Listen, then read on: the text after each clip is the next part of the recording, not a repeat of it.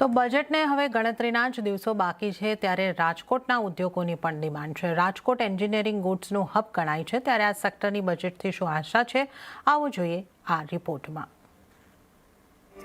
આવતા દિવસોમાં કેન્દ્રીય બજેટ અને રાજ્યનું બજેટ આવી રહ્યું છે ત્યારે આ બજેટ ઉપર રાજકોટના ઉદ્યોગપતિઓની ખાસ નજર છે। રાજકોટના ઉદ્યોગપતિઓ આ બજેટમાં કેટલીક અપેક્ષાઓ પણ રાખી રહ્યા છે। સરકારે ગયા બજેટમાં 12 લાખ રૂપિયા સુધીની ઇન્કમમાં ટેક્સ ઝીરો કરી દીધો હતો, જેનો લાભ પણ ઓટો અને ઓટો એન્સિલરી ઇન્ડસ્ટ્રીને થયો। પરંતુ હાલ જે ટેરિફના કારણે અનિશ્ચિતતા અને એક્સપોર્ટ પર અસર પડી રહી છે, તે માટે સરકાર એક્સપોર્ટ ઇન્સેન્ટિવમાં વધારો કરે અથવા તો તેના માટે સ્પેશિયલ સ્કીમની જાહેરાત કરે, જેનાથી એક્સપોર્ટર્સને રાહત મળે તેવી આશા પણ રાજકોટના ઉદ્યોગપતિઓ રાખી રહ્યા છે। ટેક્સમાં અમારી માગણી હોય છે કે એમએસએમઈ માટે સરકાર કંઈ ને કંઈ જુદા બજેટ બહાર આપે।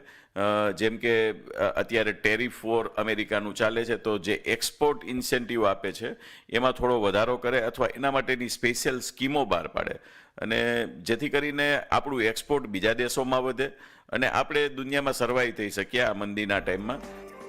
રાજકોટ શહેર ભારતનું ઓટો એન્સિલરી હબ તરીકે ઉભર્યું છે, જ્યાં 500થી વધુ ઉત્પાદકો ઓટોમોટિવ સેક્ટરના મહત્વના કોમ્પોનન્ટ બનાવે છે, જે મેક ઇન ઇન્ડિયાને સમર્થન આપતા સ્થાનિક અને વૈશ્વિક માર્કેટને સપ્લાય પણ કરે છે।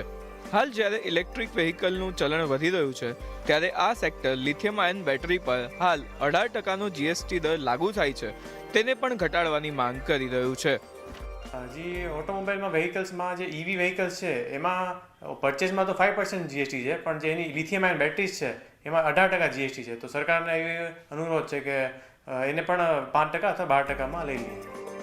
આ ઉપરાંત રાજકોટમાં ઇન્ટરનેશનલ એરપોર્ટ બની ચૂક્યું છે, જો કે હજી સુધી કોઈ પણ ઇન્ટરનેશનલ ફ્લાઇટ મળી નથી। આવી સ્થિતિમાં એન્જિનિયરિંગ એસોસિએશન માને છે કે જો રાજકોટને ઇન્ટરનેશનલ કનેક્ટિવિટી મળે તો તેનાથી રાજકોટના ઉદ્યોગોને ઘણો ફાયદો થઈ શકે છે। રાજકોટ એક દરેક એન્જિનિયરિંગ ક્ષેત્રમાં ઓટોમોબાઈલ્સ હોય કે મશીન પ્રોડક્ટ હોય, કોઈ પણ પ્રોડક્ટ માટે એક વિશ્વનું એવું હબ બની ચૂક્યું છે કે જ્યાં વિશ્વની દરેક કંપનીઓને આપણી જરૂરિયાત છે। તો આવા સમયે આપણી પાસે ઇન્ટરનેશનલ એરપોર્ટ બની ગયું, એનો લગભગ 2 વર્ષ જેવો ટાઈમ થઈ ગયો છે, પણ ઇન્ટરનેશનલ ફ્લાઇટ કોઈ ઉડાન ભરી નથી શકી। સરકારના જુદા પ્રયત્નો છે, જે પણ જેટલી વહેલી થઈ શકે એટલી ઇન્ટરનેશનલ એરપોર્ટનું સ્થાન લઈ લે અને અહીંથી ઇન્ટરનેશનલ ફ્લાઇટનું ઉડાન ભરે તો રાજકોટના ઉદ્યોગને ખૂબ મોટો વેગ મળશે।